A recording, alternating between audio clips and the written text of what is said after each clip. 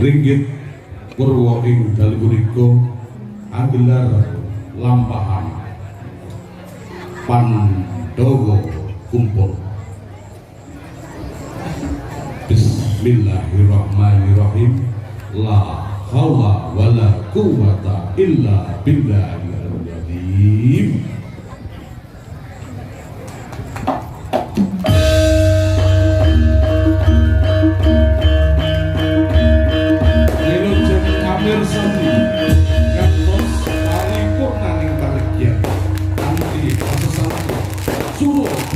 Sayanikat lebur dening Kamas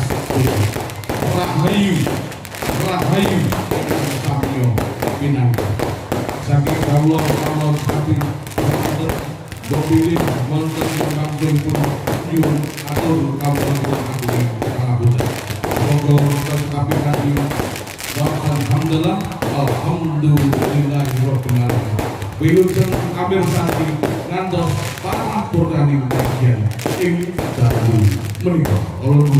Assalamualaikum warahmatullahi wabarakatuh.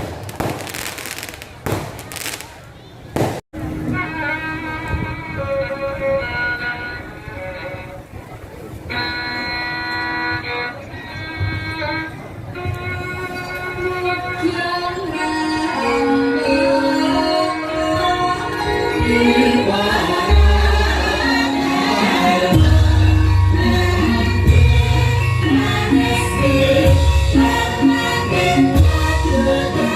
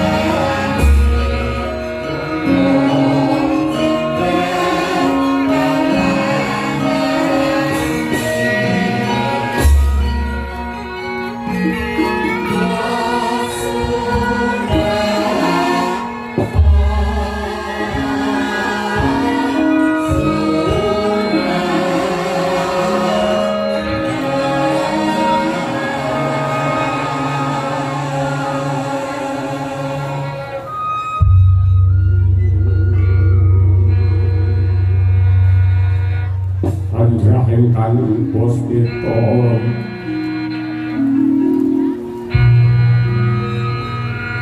kasiring samiron ombre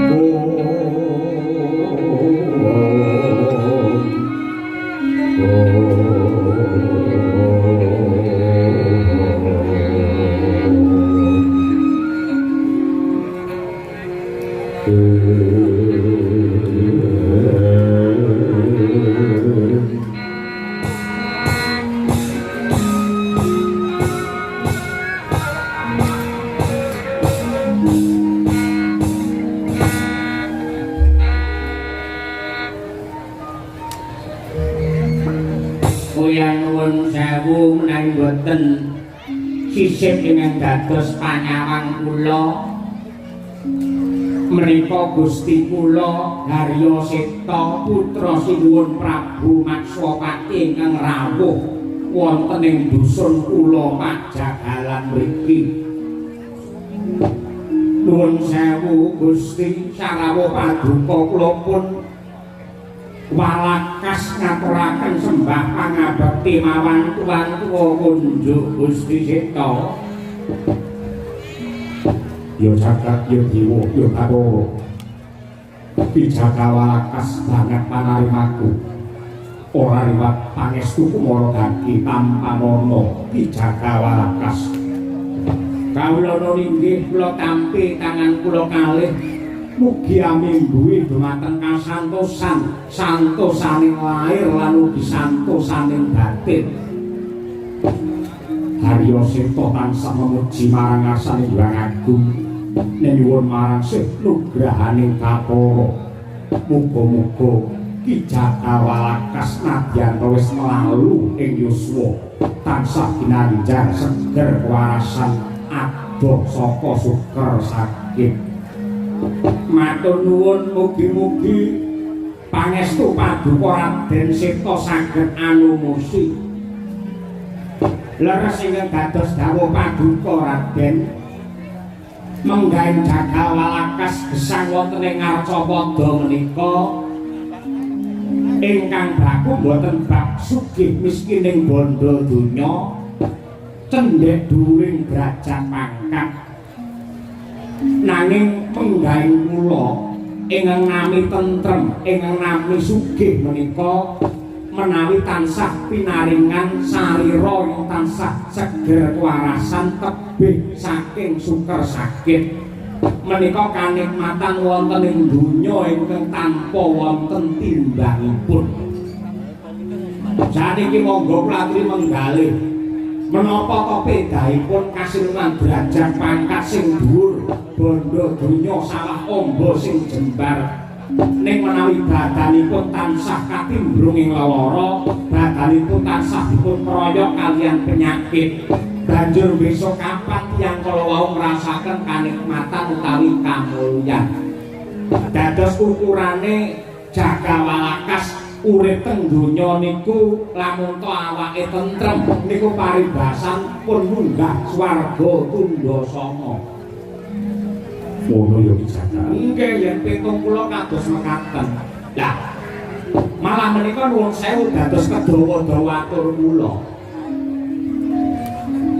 Menika bukti tandha katresnanipun Gusti ingkang gelar jagat, ingkang panjenenganipun menika pranyata maha welas, maha asih lan boten pilih kasih.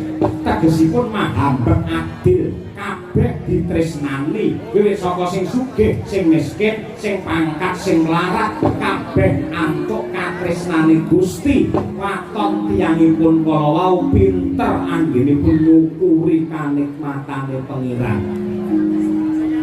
Dados nikmate Gusti niku sami, boten wonten ingkang dipun bedakaken.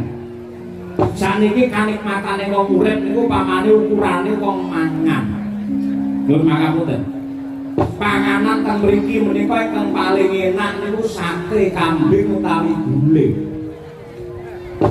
Wong sugih pengen mangan sate kambing.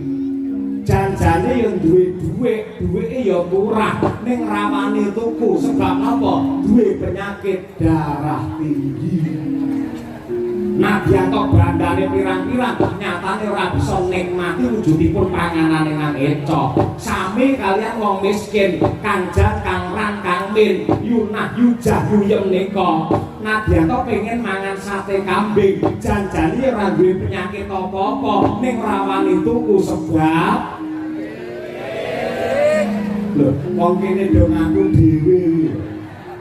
Mboten kok perkara ora duwe dhuwit. Wong niku yen uripe pas-pasan, mlebu metune dhuwit iku kudu diitung kanthi jlimet. Mongko sate niku regane udakara 30, munggahe 40.000. Kanggone wong sing uripe pas-pasan tinimbang dhuwit 40 nggih tuku sate mongko mung entuk sepiring, luwih becik nggih 6. Luwih becik nggih 6. Lho ngoten niku wong pretungan ngono kuwi. Kon tuku sate ya angel, uripe sarwa prasaja, mlebu metune dhuwit dipetung. Ning nuwun sewu anggere nek tontonan, apa nek wayangan teng bersih desa, waton ra enek tarian sregepe ning nonton mboten umum niku. Ya mungkin ora urutan. Iya ki Jatawalakas. Nggih ngoten niku. Raden Seta malah dugi pundi-pundi anggen kula matur. Kula kaget rasing manah kula ngatasipun paduka menika putra Narendra Wirata kok keraya-raya rawuh wonten ing pajagalan mriki. Yen pancen kula pun Jagawalakas anggadhahi dosa sarta kalpatan, monggo kula paring pidana. Hewa dene menawi wonten bak ingkang badhe kababar bebasan nyidang rujaking Cepaluk cemengrungen daya-daya kepengin mrih jatining gati kula nyuwun dawuh Raden. Paluk berlagune nglekas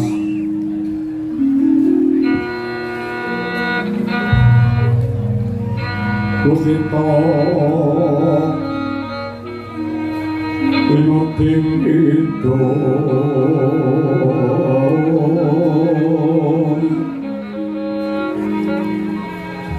Kemari pahlo jinami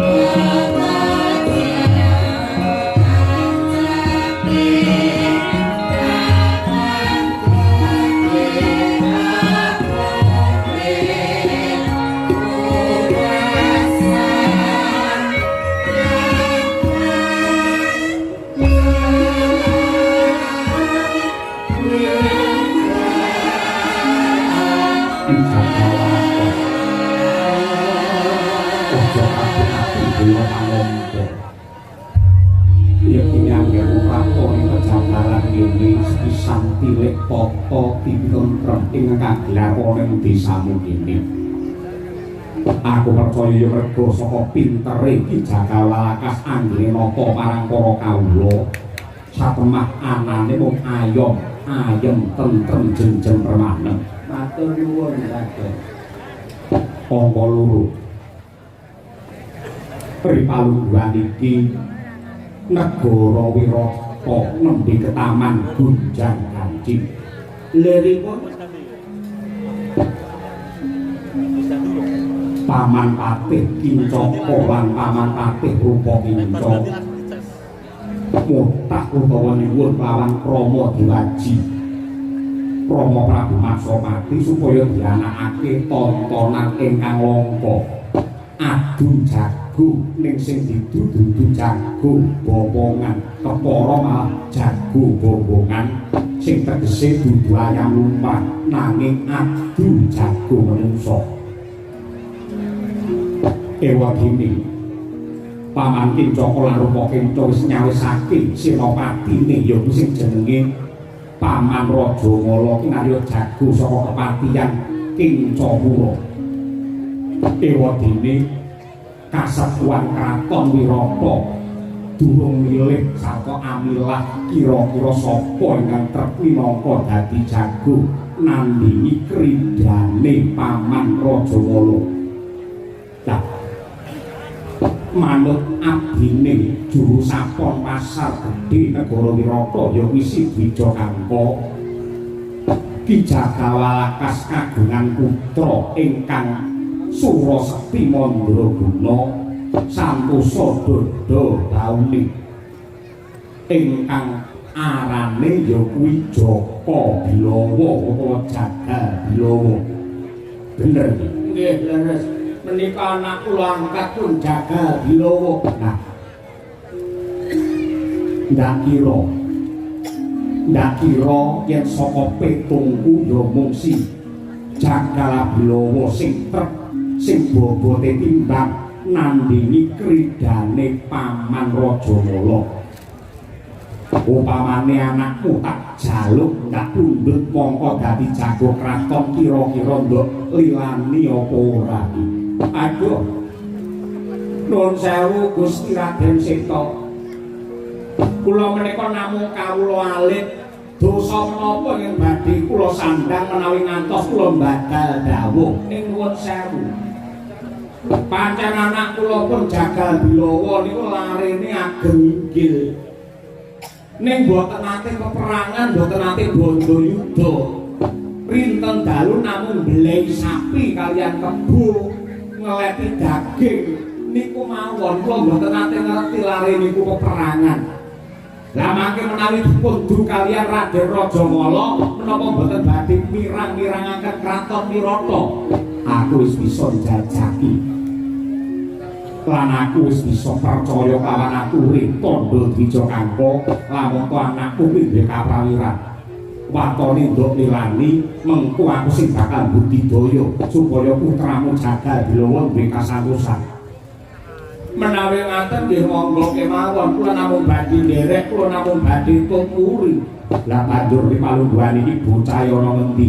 Nyuwun pangapunten Jagal Bilawa ripalungguhan samangke nembe tilem. Turu nek endi? Tilem wonten ing kandhang wingking mrika. Biasane semende wonten ing palang kandhang. Nika bocah nika lucu. Melek ya 3 dina 3 bengi, le turu nyaure ya 3 dina 3 bengi. Blas mboten nglilir, mbok dilih nek endi ae tetep ngantuk kare niku. Sing nyahe ngajenge. Lah mangke pamrih peperangan sampak ngukul lek ngantuk malah nguci wani to Gusti Seta ora. Upamane aku njaluk palilah aku terno ana ing kandhang aku pengen weruh kaya apa wujute Jagal Bilawa kira-kira nduk lilani apa ora. Ngarikane reget sanget ora dadi apa yen nduk lilani tak jakah rono. Monggo menawi kados mekaten. Pramana raksasa gomyo ngambang kabeh karunane kaswase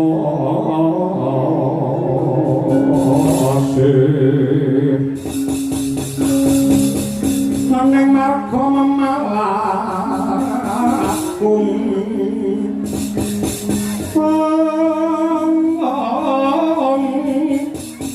lang lalu hangulasi Toyo angkang sang wayang Kumyos amorwa ayam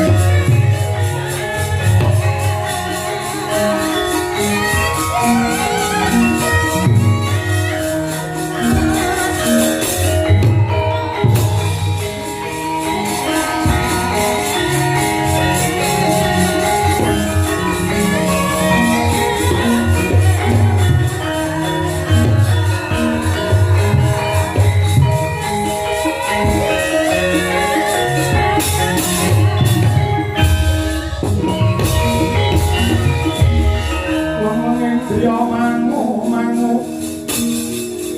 mangun pungkan duan remang leweno tanpa kaning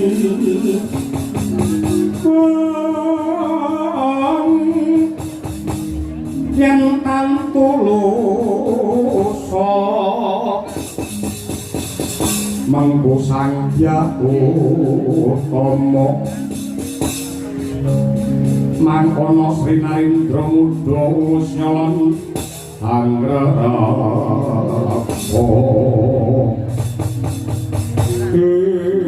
nah menika Raden Seta anak kula pun bilawa nyuwun pangapunten kados mekaten kawontenanipun le tilem nggih kados ngeten iki pirang-pirang dina pokoke anggere enten kayu teng wingking niku dheweke mesti ngilendetan kayu apa ae ngilendetan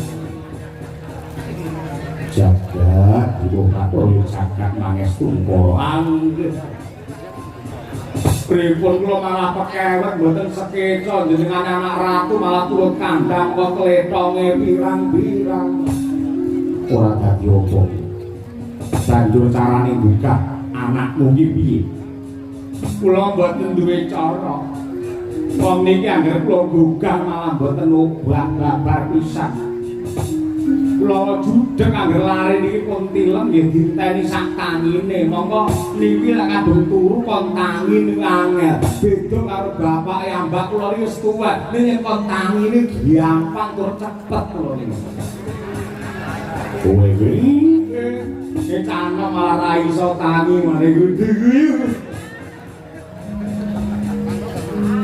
upamane tak gugahe piye ning nyuwun pangapunten tirang tilem iki mboten duwe tata krama lek mangke nuwun sewu nganti kedupak wis dadi wajibanku ana apa-apane dadi tanggung jawabe Haryo Seta saestu mboten napa-napa ora apa-apa kowe kaliya kowe nyingkir coba kaya tak gugahe anakku jagal dilo kata-kata lagi saestu nganti asis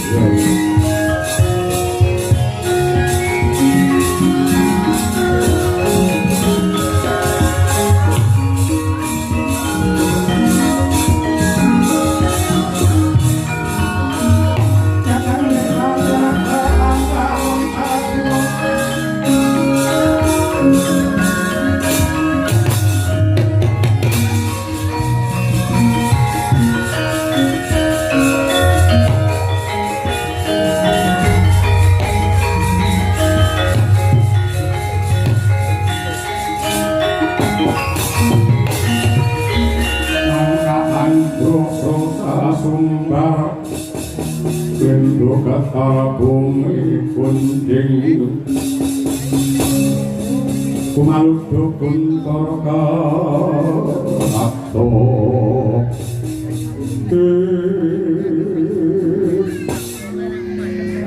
Joko Bilowo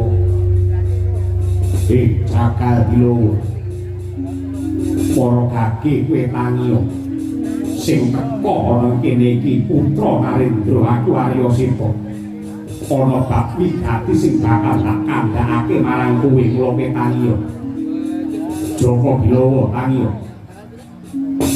Jaka Bilowo condhek atu-atu saka kraton kok kene kok tinggal turu karo piye Joko Bilowo tangiyo yen ra kena tak gugah sarana alus apa ndal tak kasar apa piye kuwi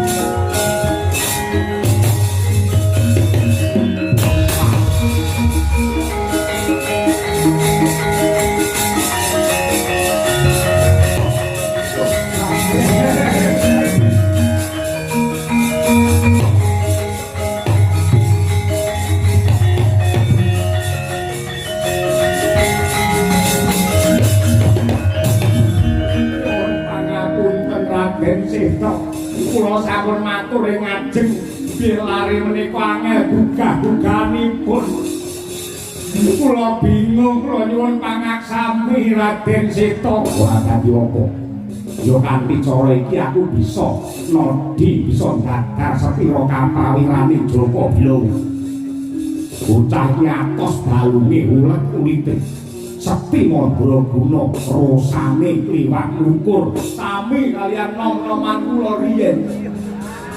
Kula riyen nalika tesih nem ngene oh ganas sinden nem lontekke dhewe. Kereta niki nun sewu sosis kula sampun layu.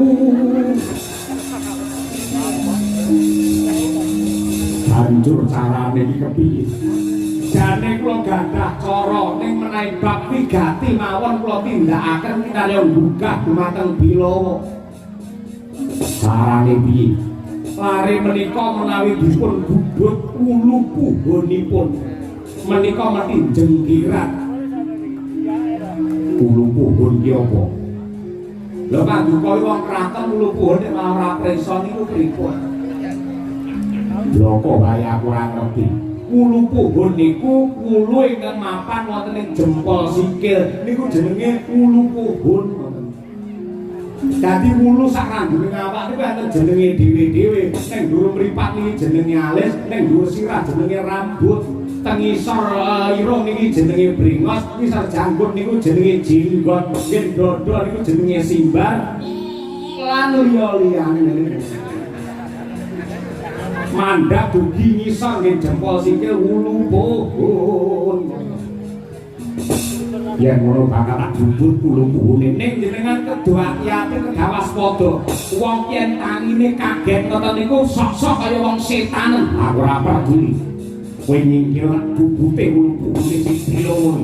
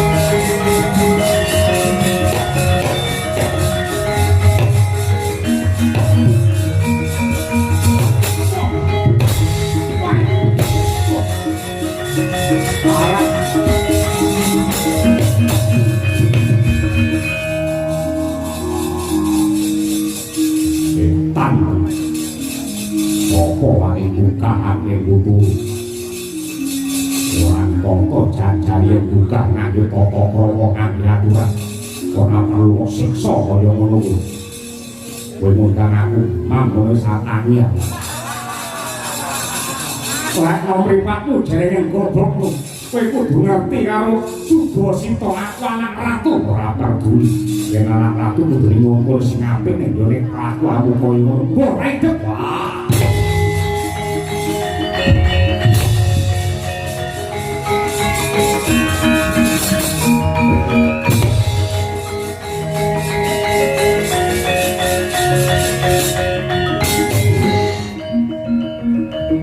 Jajal karo sane bocah jakalan. Hop.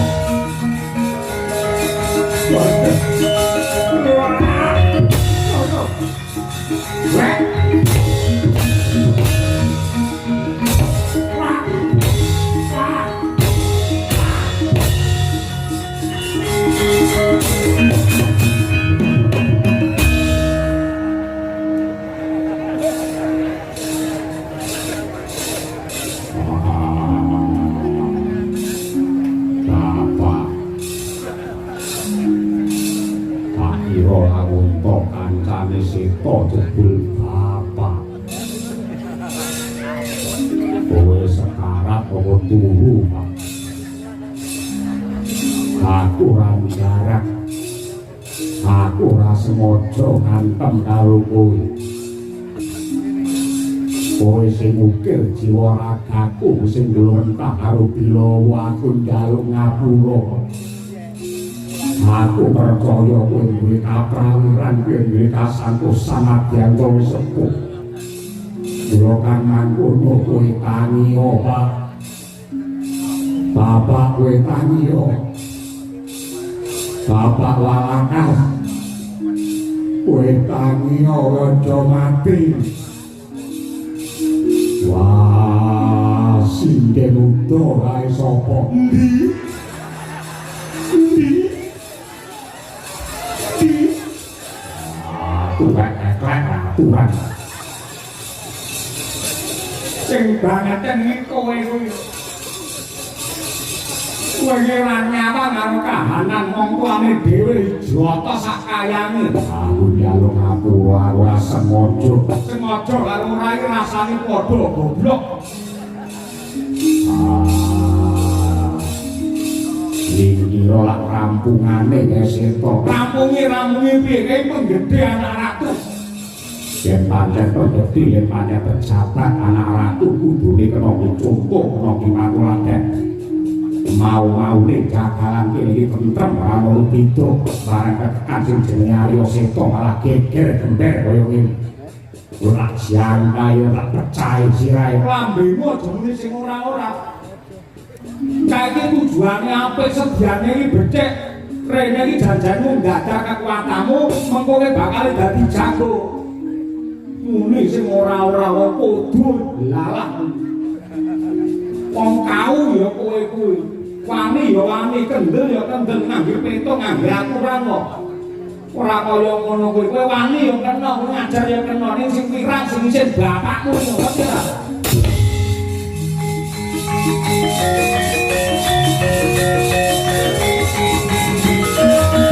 Maksudnya kamu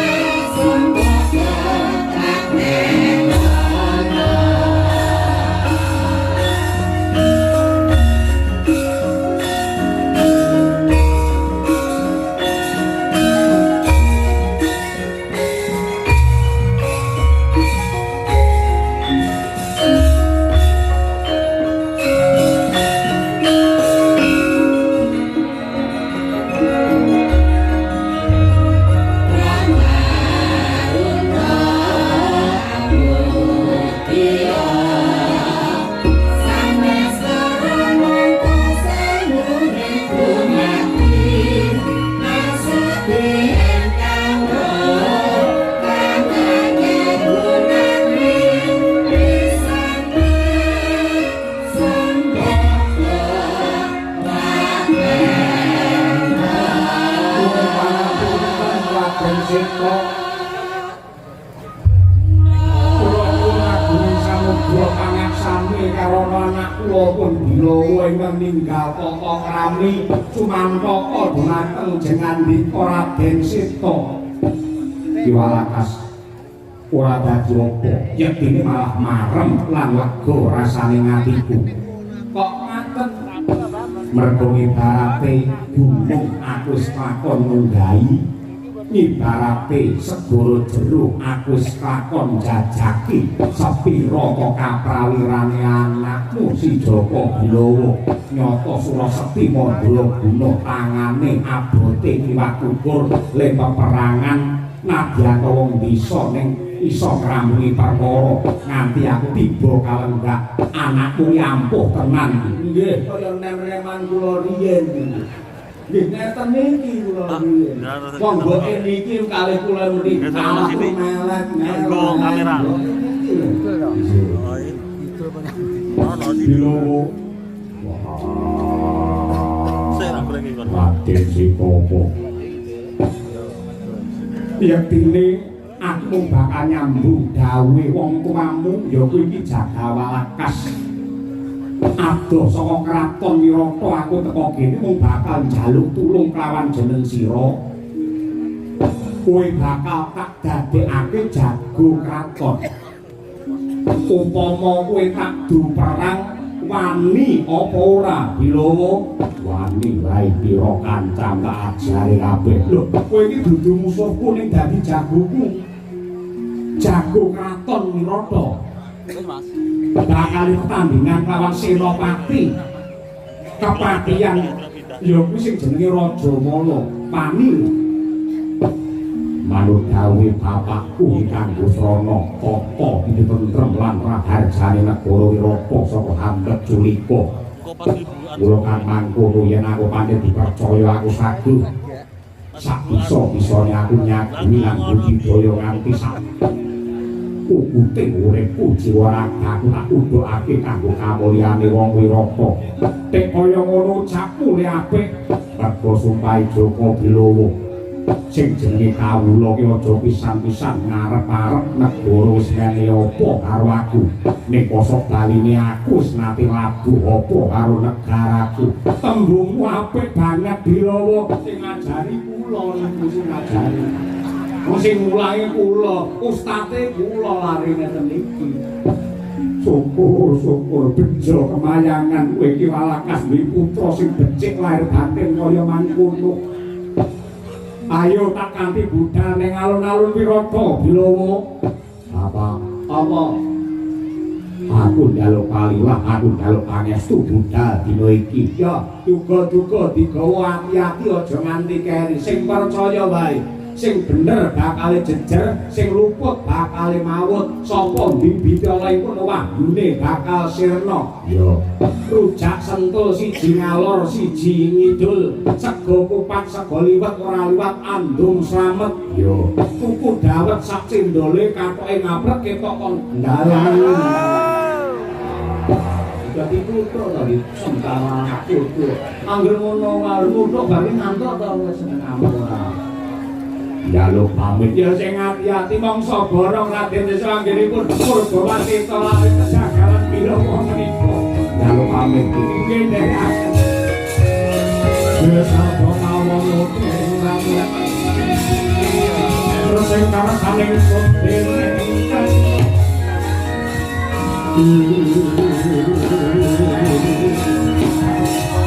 sanes pireo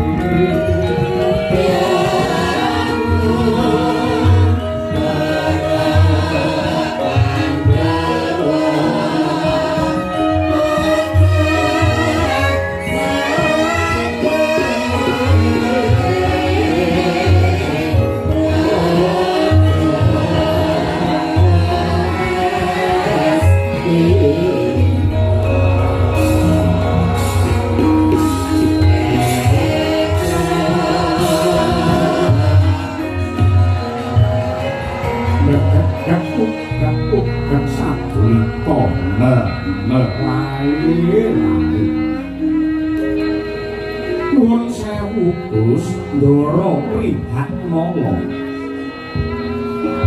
Kula mboten maido kaya apa abote sesanggan ingkang mangsanggan. Biyen sampeyan niku satriya kondhang lananging jagat lan cuwing madya padha. Kabeh para kawula ngajeni lan ngaji-aji dhumateng sampeyan ning molak-malik ing lelakon owah siring lampahan sampeyan saiki dadi wong sudra abdine ratu wonten ing kraton Wirata mriki Ndara Wihatmala. Watananira ayu kumba ucang rahnya maratan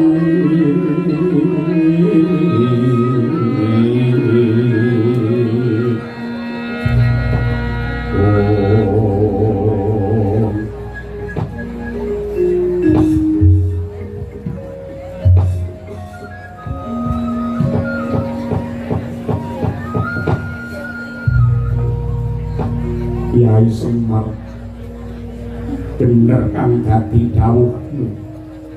Dina iki aku sakadang kudu ngunduh wong pakarti. Merga para Pandhawa wis nrajang pranatan nerak wewalring Weda Suci kanthi biyen nindakake sesukan dadi.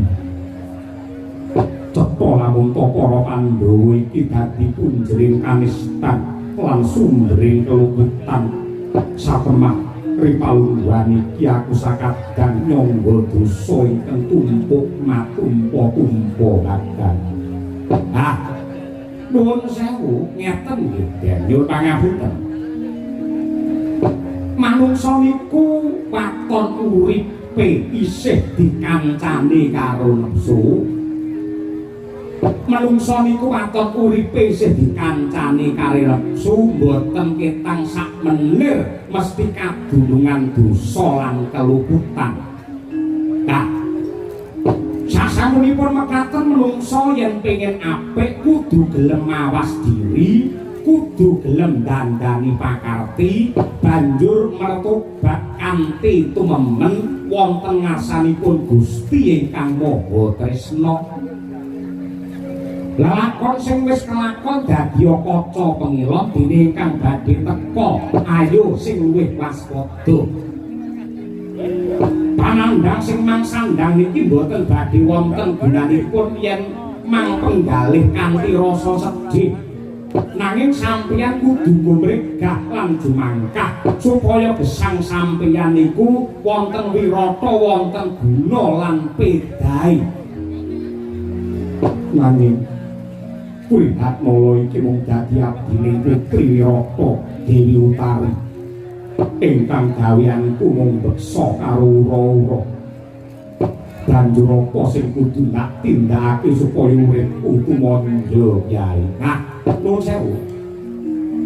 Kabar ingkang semebar rata warata mapan wonten ing negari Wirata. Alon-alon badhe wonten tetingalan ingkang langka nenggih adu jago manungsa.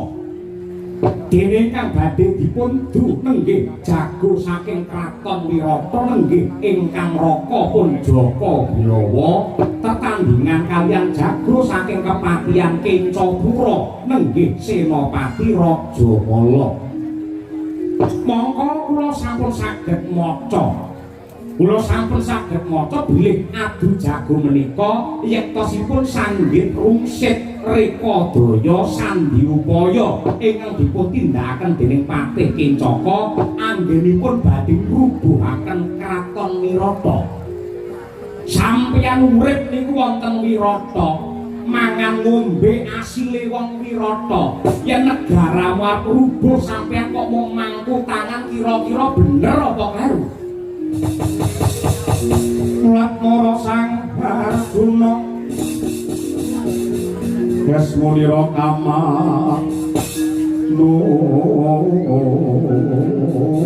sam sawanyo gendreh mamanis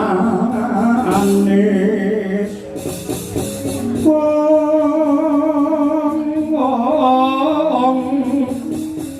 liringe dikamantian kenge sing ujung lokungas sing mulat leng-leng rangto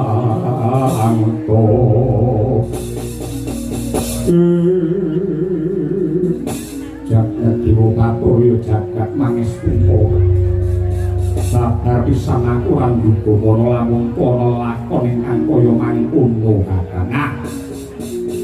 Sakniki sampeyan kudu melu makarti njaga dhumateng katentremane negara Wirata. Kejawi saking menika kadangmu Bilawa badhe tanding kaliyan Raja Mala. Kula percaya kaliyan kadedayanipun Raja Mala. Nanging Raja Mala niku nadyanto sedina mati ping 7 paribasane menawi dipun cemplungaken wonten madyaning sendhang ing naminipun Sendhang Watari bakale bisa bali urip meneh. Sebab apa nek kaya mangkono ki karana kena daya sawape sendhang mergo Sendhang Watari niku dumadi saking ibune Raja Mala nenggih Endang Watari. Mangke menawi rakamu Bilawa kapengkok ing Pancadaya kepepet ing yuda sampeyan iku kudu mangkat lan makarti magita-gita melu ngrampungke perkara.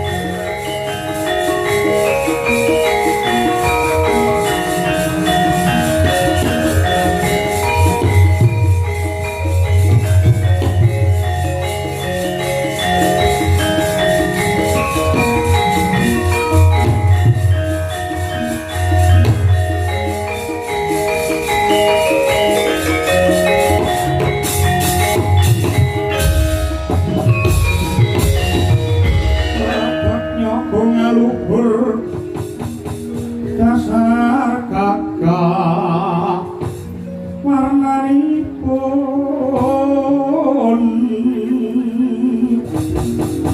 Kanjeng Sinarapati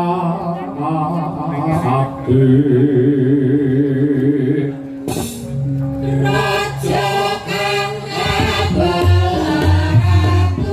pangkawota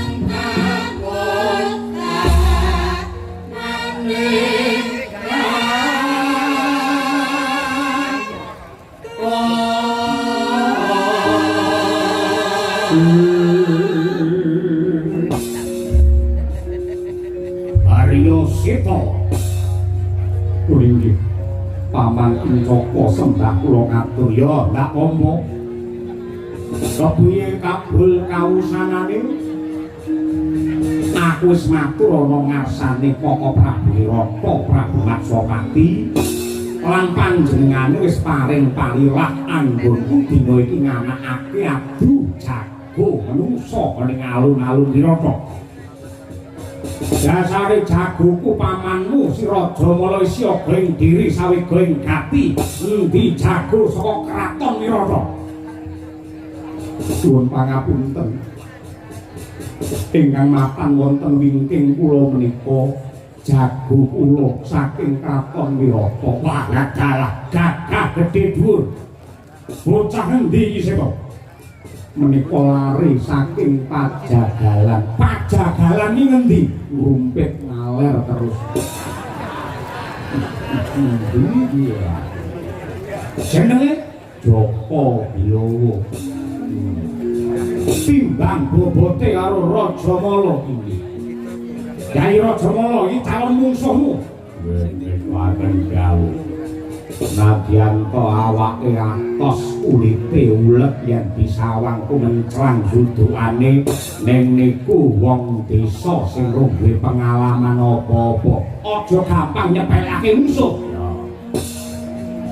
Seta wonten gawe gandeng iki totoane nyawa terus sak lapangan kabeh kepengin nekseni kaya apa le tetandingan Bilawa karo Raja Mala men jagone luwih mang halat-halat yang dadi kekarepane unggul ana madyane pabaratan men geni kudu nganggo totowan kudu nganggo ngabotowan nyuwun pangapunten kula kaliyan paduka menika sentana negari paman monggo sampun cetha nggih ngabotowan utawi totowan menika larangan tumraping agami lan negari menawa kinten-kinten trepa sentana padha malah ngejak rusak-rusakan kados mekaten iki men gayeng men rame yen ra ngangge totoan gambar iki kudu ngangge totoan wiwit saka cilik-cilikan luwih dhisik sak yuta wani lho inggih menawi namung tunggal yuta kemawon kula wani bagus ning masa anak ratu totoan kok mung sak yuta 10 yuta dereng napa-napa kok pun mindak kados pundi lho sindene lho mobil dhewe lho hubunganipun napa 10 yuta jrimpas ini nggih derek kemawon 55 yuta gelem ora kowe nggo gamelan wayang dhewe semono nggih derek 100 yuta inggih mangke kula nyekapi bab menika bagus diunggahke pisan 1 miliar urung-urung kok semono Bilawa opo piye Bilawa aja impasimis dadi boto yang wani yang wedi aja wani-wani wani totoan piro wae iki 1 miliar wani piye aku rene sanggup mung 20 totoane nyawaku wani manut anak ngono jagone wani kok boto ibas tekak sak triliun nggih derek kemawon anak ngono dipentok pisan bur manuk Burmanuk menika kados pundi? Upamane jagoku Raja Mala sing kalah, mengko aku lunga ngadeg ora kena nggawa bondo ing kepatihan Kencapura. Kabeh kepatihan sak wewengkon sak isen-isene tak pasrahke marang Kakang Prabu Maksawati. Ning kosok baline kok nganti jago kraton Sibilawa sing kalah. Kok Prabu Maksawati kudu lunga ngadeg ora kena nggawa bondo, tegese kraton Wirata sakutuhe dadi regemane Patih Kincaka. Sakyati sang apiranmu Rinangkul kinambet tempit Susang retnaning bawana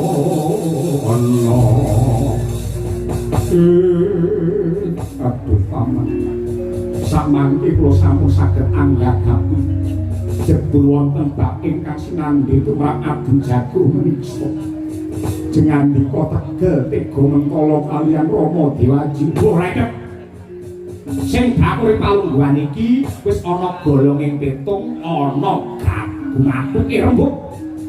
Tokoane Burmanuk wong semene kabeh pengen nekseni kaya apa ramene Ageng Jago kula enggal diwiwiti. Liyane Jago mudhun saka panggung.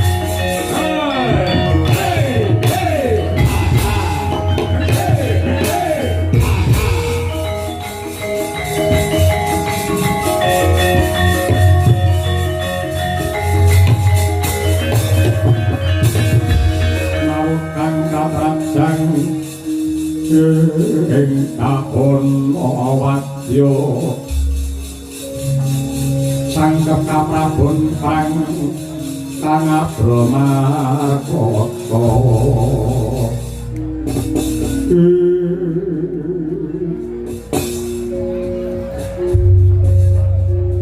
bener kowe cah jagalan jenengmu Joko Bilawa le pancen keporo nyoba lek nomripatku jerenen gobokmu isih Senopati Wirata Raja Mala.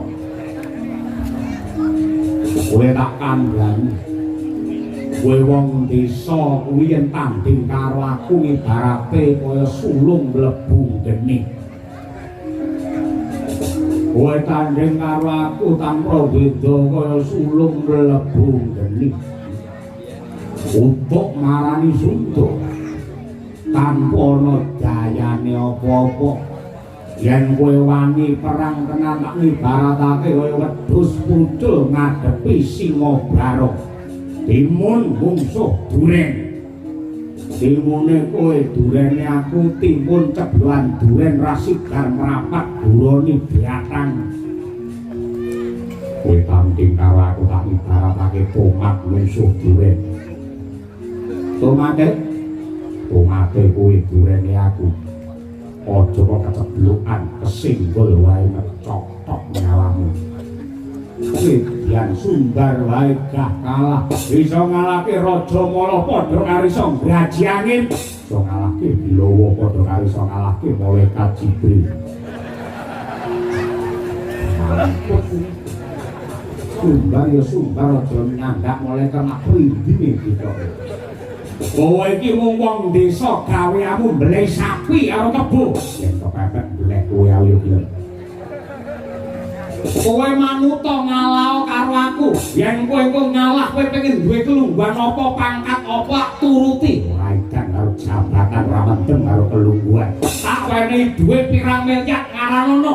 Ya brak apa? Yen duwe ora gelem engko calone tak wenehi wong wedok sing ayu rupane.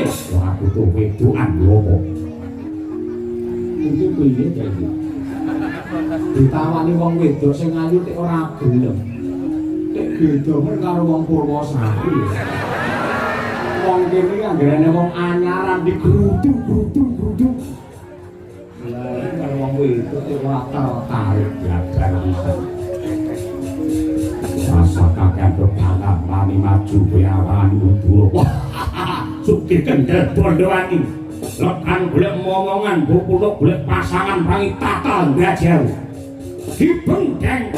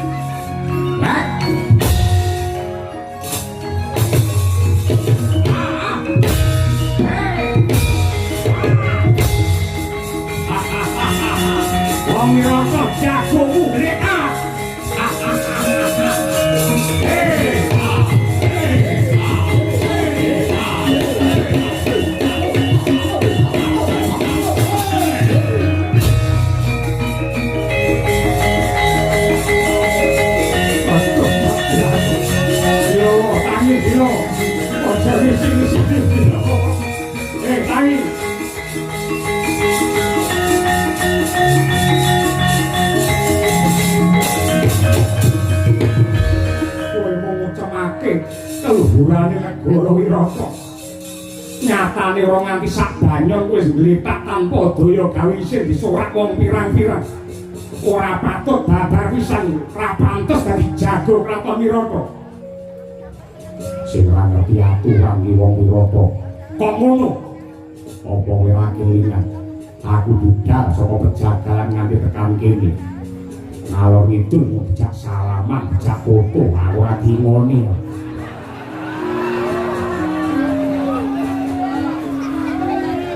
Maghrib kok kene petuk karo urai 200 nek kaos putih ora soklat ora. Lah sing mangan sate semono mbane sapa? Kurang banget. Yen pancen kowe njaluk mangan ngalan ana mangan apa? Aku cawisno sego 10 dangan. Banjur lawe kebu cacahe 3, wedhuse cacahe 5, pitike 200. Kuwi panganane wong siji apa wong sak kampung. Yen gelem cepakno aku lho wis ya ora terusake.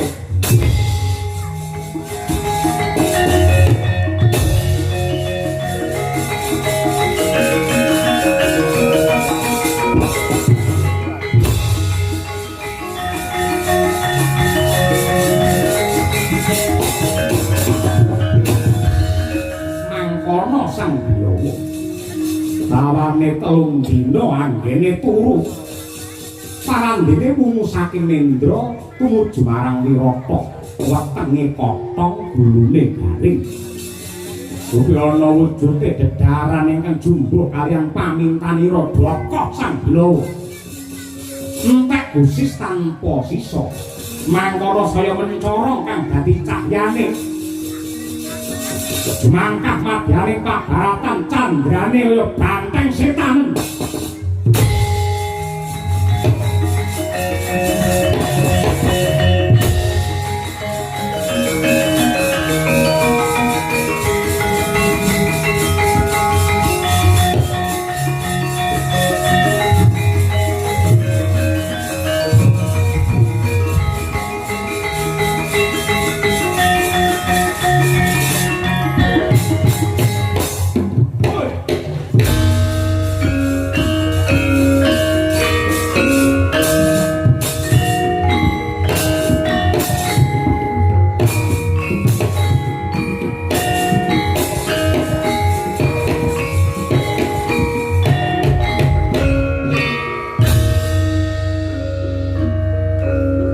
Jagone diwiwit-wiwit ya dikeploki.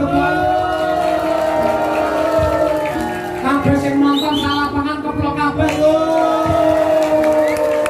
Mongso ora gelem keplok wayang diragati karo desa ora keplok iki piye to yo. Kopole Raja Mala kalah, Raja Mala mati, Raja Mala mati yo.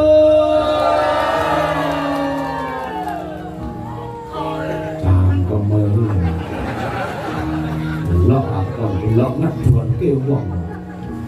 Lek muni ora lucu. Pak pisan.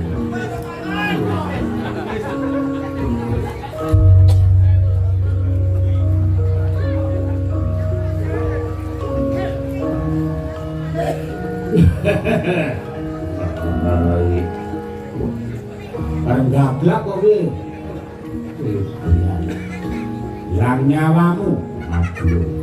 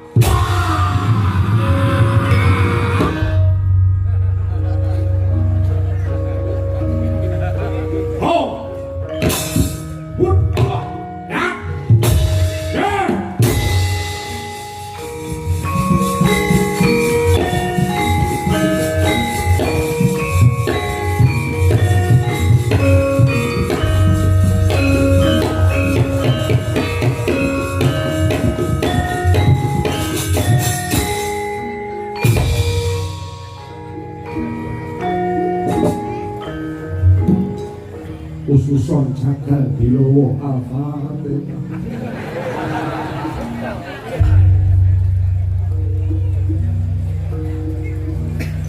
Lah, Mbah Prawira, mandeg Mbah.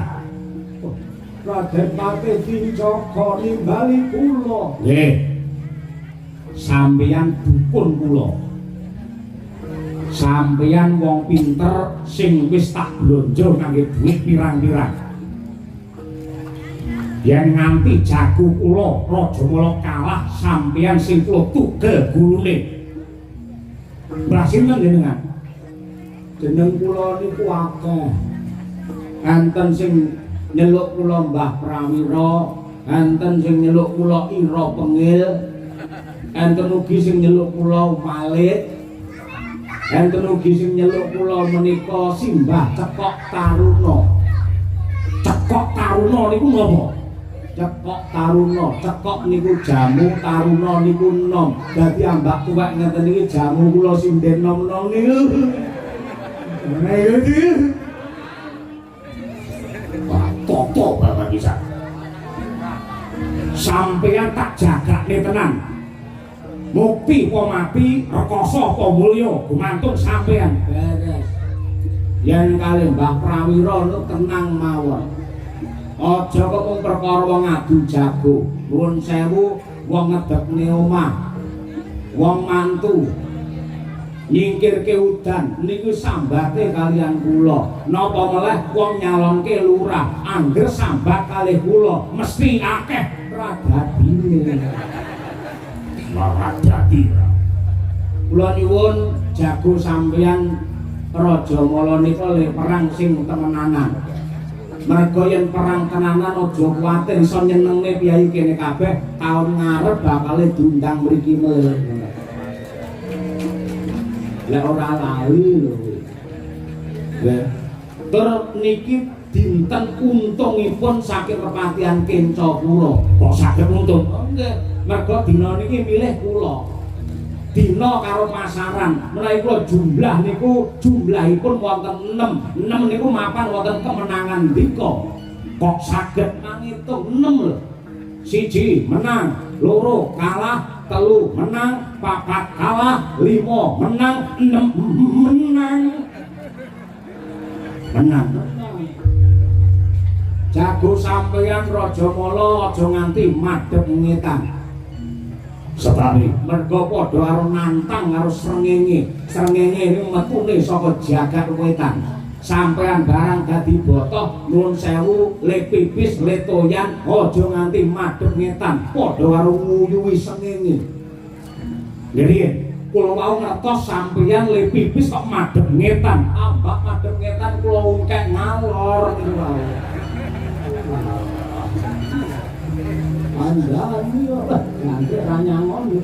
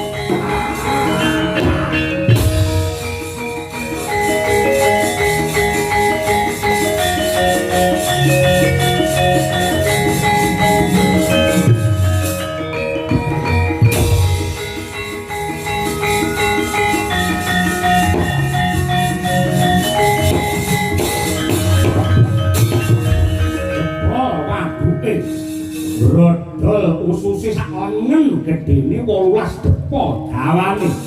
Getih mancur nganti kaya grojokan debabak Sang Raja Mala. Mangkono prayitna nenggih Patih Kencapa. Sigra mrentahaken Prawadya Bala Kepatihan. Ya Den Gotong Sang Raja Mala cinemplungaken madyane Sendang Watari.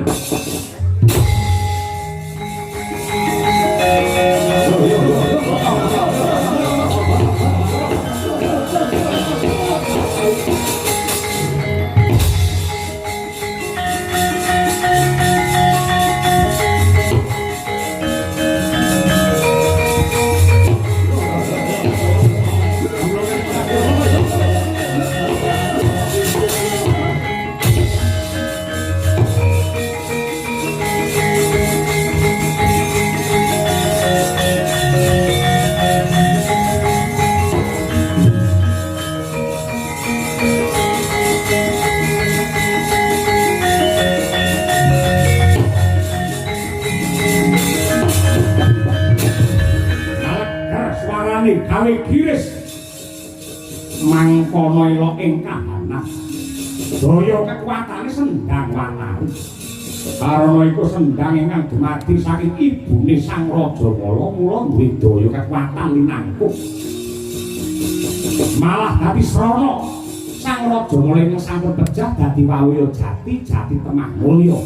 saya wimbo karo sari jedel saka madyane sendang. Apa